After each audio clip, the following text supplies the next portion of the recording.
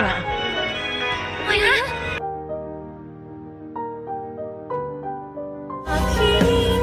tanda sa gabing madilim, ikaw ang bawat sana sa lahat ng hiling.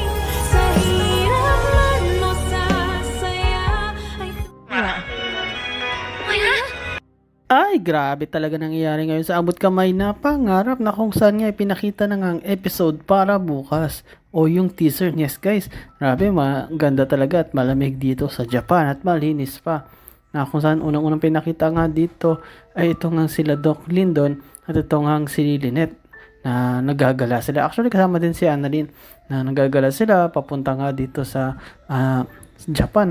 Actually dito nga sila ngayon sa Nagoya, Japan at ang ginagawa nila is naghihintay na lang sila ng isang araw na lang bago yung convention nila o yung training nila, practice nila doon sa about medical, about doon sa neurosurgeon na kung saan kailangan nilang i-take yun kasi nga malaking help ito sa kanila, malaking tulong kasi magiging better sila, mas magaling silang doktor at advanced kumpara sa iba, lalo na sa Pilipinas na dito sa Japan is talagang advance yung mga tao dito, advance yung mga ginagawa, advance lahat sila, no? At kahit dito sa technology, advance sila, kaya nga itong si Doc Lindon swerte, at kahit itong si Annalyn swerte siya at nakapunta nga sila dito hindi lang para mag-enjoy kundi para nga din dun sa convention na yun na tinatawag. At dito nga habang nagagala sila, itong si Annalyn kasi is medyo napahiwalay kasi hinahabol niya nga yung babae na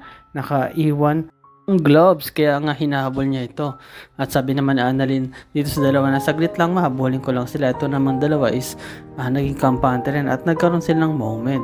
At yes guys, ito nga si Lynette, tinanong niya ng tahasan itong si Doc Lindon. Sabi niya, Doc, pwede ba kitang matanong? And then sabi ni Doc Lindon, yes, ano po yun? And then sabi ni Lynette, ito tatapatin na kita. Totoo ba na may gusto ka dito sa anak ko? And yes guys, no, talagang bold statement yun, bold question yung ginawa ni Lynette. Talagang tinanong niya si Lindon kung may gusto ba siya sa anak niya kasi nga napapansin niya ito no, lalo na kapag kausap niya mismo si Annalyn na okay naman pero minsan parang humingiti siya, nagbablush, tapos parang iba yung datingan, iba yung galaw, lalo na kapag nandyan si Annalyn. Then ito namang si Doc Lindon is medyo hindi makasagot, medyo nag-hesitate siya, medyo nagulat nga siya actually sa tanong, no? Lalo na kung yung crush mo tapos tanungin ka ng nanay ng crush mo, so hindi mo alam kung paano mo sagutin. Lynette, Doc Lindon, ang area bago magsimula yung convention na kung saan para yun sa mga doktor din. Kita din na ito nga si Doc Carlos, no, na binalalaan niya itong si Moira. And yes guys, kasi nga itong si Moira ay nasa Japan ngayon. Ang pagkakaalam ng mga tanyag o itong si Giselle at si Robert o itong si RJ Tanyag na baka nga itong si Moira is nasa US kasi may mga kamag-anak daw ito doon. Kaya doon nila naisip, nagpa-press con pa nga ito at naging wanted na nga itong si Moira at alam na ng buong Pilipinas na wanted ito. Yes guys, nagbigay pa nga sila ng reward para lang mahuli ito kasi talagang decidido na silang maipakulong to at mabulok sa kulungan kasi nga bad talaga tong si Moira, lalo na sa ginawa doon sa kanyang sa kanilang tatay na si Don Pepe. Nasabi nga mismo ni Giselle sa conference na naiyak na nga ito na hanggang ngayon yung si dad o si daddy o si papa is nandun pa rin sa hospital, kaya kailangan na mahuli to, pugante ito at delikado.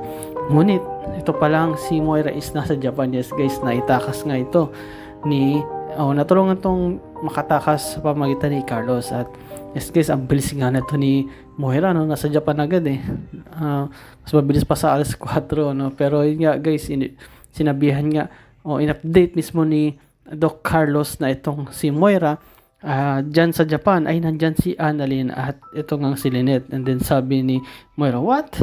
Bakit mo ka pinadala dito kung nandito pala sila? Baka mamaya magkita kami. Then sinabi naman sa telepono ni Carlos na kaya nga mag-ingat ka dyan at sa mahinang boses yun kasi nga baka may makarinig sa usapan nila. At sinabi naman ni Moira, sige na, mag-iingat na ako, tatawagan ko na yun si Madam Monchi And yes guys, dito nga ipinakita rin na ito namang anak ni Moira na si Zoe is nag-alala. Yes guys, hinabol nga niya yung tatay niya at kinausap niya one-on-one. Sabi niya, Dad, anong ginawa niyo? Bakit kailangan niyo pang isa publiko si Mami? Tuloy napahiya tayo. And then sinabi naman mismo ni RJ na hindi, kasi wala na kaming alam kung paano namin makukuha, mahuhuli at makulong itong si Moira yung mama mo. Yes guys, talagang criminal kasi itong si Moira. Ayun mismo din yung sinabi ni RJ na wala silang para na naisip ko paano mahuli ito kasi natakasan na nga itong mga polis sa bahay niya, yung pinuntahan mabilis nakatakas, tapos ngayon nasa ibang bansa. At talagang pinaghahanap to. At sinabi naman ni Zoe na bakit niya pa kailangang ipaalam sa lahat? Kamusta naman, no? Ano nang mangyari sa pangalan natin na Tanyag? Ngunit sinabi nga ni RJ na wala na kami paki, basta mahalaga mahuli itong si Moira. Yes guys, ayun naman talagang tamang gawin na mahuli nga o mahuli na sana nga itong si Moira. Pero mukhang mahirapan sila dahil pagkakaalam nila na sa US, yung pala nasa ibang lugar. Yes guys, ito nga mismo si Zoe is sinasabi niya na dapat itigil nyo na lang yun at wag nyo na uli sa publiko sapagkat alam ko naman na itong si Mami, kung nasan man siya, isa na nasa mabuti siyang kalagayan. Ngunit alam naman natin, si Zoe alam niya kung nasan itong mama niya. Ang tanong lang dyan guys is ano kayong gagawin nila RJ at nila Giselle para mapilit itong si Zoe na paaminin kung nasan yung nanay niya. And then dito nga guys, no, kagaya sinabi ni Doc Carlos, meron siyang kaibigan na isang half Filipino, half Chinese na si Ma'am Moshi. Yes guys, ito ang si Ma'am Moshi is yung tutulong dito kay Moira. Ito lang si Ma'am Moshi is ito yung magbibigay ng place kung saan mag-stay itong si Moira, papakain, pera, etc. At sabi nga mismo ni Carlos na bibigyan si Moira ng new identity. Yes guys, magbabago ito.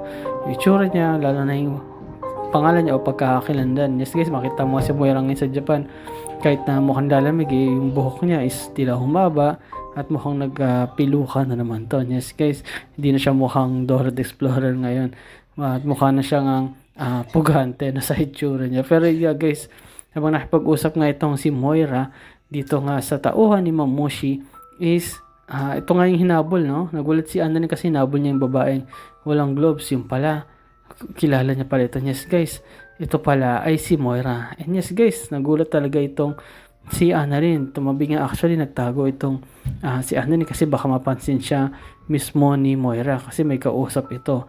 At anong tauhan nga ni Mamushi, tinanong siya na ikaw ba si Moira? Then sabi ni Moira, yes ako to.